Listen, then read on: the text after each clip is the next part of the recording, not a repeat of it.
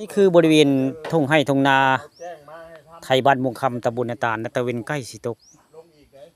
ตอนค่ำวันนี้ผู้ฆ่าปลาทองคำผสมพามาเบิ่งคนเฮ็ดเตาถ่านนั่นเฮ็ดเตาดินนี่สิเอาไปดินนี่เอาไปขลุ่นกระปูนหน่อยเนาะคันเล็กนี่พี่เสิร์ชนี่เอาไปขลุ่นปูนได้นี่ใส่น้ำเนาะใส่น้ำแล้วขลุ่นปูนได้ปูนเขียวนี่เพื่อเตรียมพร้อมในปูนเขียวนี่ปูนเขียวแล้วนี่ผสมเดี๋ยวผสมได้แบบนี้ได้นี่ผสมแล้วก็แบบนี้เลี้ยวนี่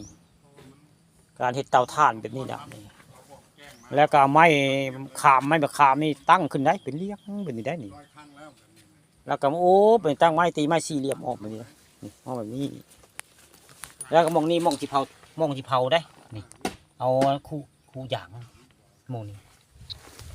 นั่นกับคนงานเพื่อนได้อันบ่าวสมจิตคนโลเพื่อนได้พนักงานมือขวานี่เก่งเราสันทัดเรื่องเห็ดเตาถ่านแบบบริใช้โครงเล็กได้อันนี้สิเอานี้โอบไปเลยเดี๋ยวนี้อันนี้โอบแล้วก็เอาอันดิ่งถึงปิดได้ประมาณ20 ถุงอันไหน20 ถุงปุ๋ยบ่โอ้20 ถุงปุ๋ยหน่อยเนาะ20 กระสอบโอ้20 กระสอบพุ่นเนาะกระสอบก็180บ่ได้ให้เนาะ180โอ้180บ่ได้อันนี้ไม่ธรรมดาได้โอ้พุ่นได้อันทักเสียขนมบ่ได้ผู้เพิ่นมาบอกกล่าวเรื่องการเฮ็ดเตาถ่านแบบนี้ล่ะอันนี้เฮ็ด2 คนได้เพิ่นบ่ได้เฮ็ดหลายคนนะ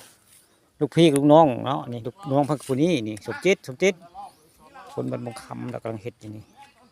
ธรรมะทำเองแท้เราก็ได้ธรรมะทำเองแต่ได้การเฮ็ดของเราก็ได้มาเทแบบนี้แล้วก็ใส่น้ำอันปูนนี่ลงตำหลังหมดแล้วคุณล้นน้ำซะก่อนบ่ผสมคือผสมทรายนี่แหละพร้อมเดียวเลยเนาะโอ้เป็นแบบนี้เนาะเฮ็ดอันเตาถ่านเนาะเตาถ่านพิเศษได้อันนี้ภายอยากเฮ็ดเตาถ่านต้องแบบนี้ละอันนี้เตาถ่านบ้านม่วงคำตำบลนาตาลอำเภอตะโงยวิธีเฮ็ดเตาถ่านต้องเฮ็ดแบบนี้ผสมปูนเขียวกะละมังนึงก็ใส่ปูนครึ่งถุงไว้ครึ่งถุงปูนเขียวนี่ละนี่ปูนอินทรีย์เขียวนั่นนี่มาขลุ่นปูนนี่นะกับดินนี่แหละนี่แล้วมันสิเหนียวได้นี่ให้มาตั้งแล้วก็เอาอันนี้แล้วมาโอบแล้วก็ปูนมาโอบนี่โอบมันนี่ขึ้นเรื่อยๆว่าง่ายแล้วก็เผากับมงนี้ได้มงเผากับมงนี้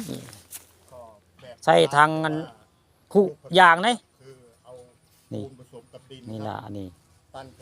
วิธีการเห็ดเพิ่นนี่ล่ะนี่เห็ดเตาถ่านบ้านมุงคำตำบลนาตาลนี่ล่ะเตาถ่านพิเศษหรือว่าเสียขนมคนบ้านมุงคำตำบลนาตาลแบบนี้นั่นเองนี่ล่ะวิธีเห็ดเตาถ่านล่ะนี่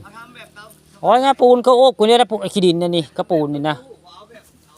นี่เวลาเฮาอันนี้ใส่แล้วก็เอาปูนนี่อันดินนี่กระปูนี่โอบขึ้นไปเรื่อยเฮ็ดตามขั้นตอนจนชุดปลายเนาะจนชุดปลายพุ่นได้ความหนายกพี่แล้วความหนาของเพิ่นกับพี่ละพี่ความหนาของเตาถ่านพี่เสิร์ชหรือว่าเสียขนมบ้านมุงคำตำบลนาตาลนี่นะวิธีเฮ็ดเตาถ่านเพิ่นเฮ็ดง่ายๆได้เฮ็ดง่ายๆเพิ่นเฮ็ดนี่ก็เตาถ่านนี่เพิ่นแนะนำนะผู้แล้วเฮ็ดมาหลายปีแล้วพี่เสิร์ชนี่ผู้ค้ากายมาหักบ่เห็นแล้วเทื่อเด้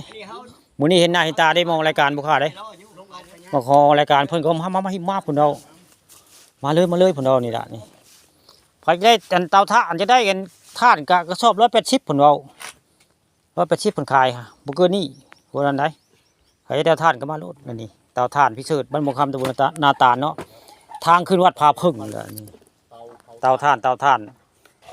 นยุคใหม่ไฮเทคนี่ล่ะนี่แรงบันดาลใจของบ่าวสมจิตกับเสียขนม